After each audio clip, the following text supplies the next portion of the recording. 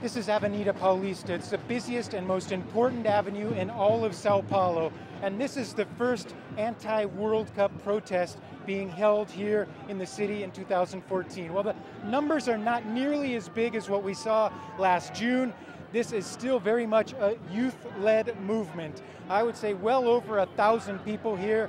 They're saying that Brazil is spending too much money on this World Cup, and they point to things such as this, that the country is spending over $20 billion to get ready for the World Cup, over $4 billion just to build 12 new stadiums.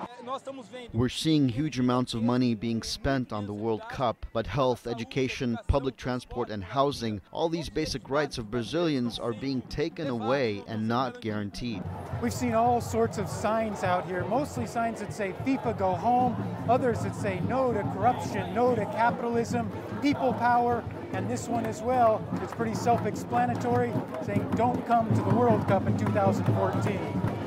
Huge police presence here, as you might understand, but this is nothing compared to what it's going to be like when the World Cup is here. The Brazilian government has said that they're going to have tens of thousands of police officers available, including a special riot force that will be deployed to all 12 host cities. They say they will not tolerate any non-peaceful protests. Leading this march are several dozen members of what's called the Black Blocs movement here in Brazil. Now, the government considers them troublemakers, even vandals, but they say absolutely they are not. They say they are here simply to retaliate against potential police violence against the peaceful protesters.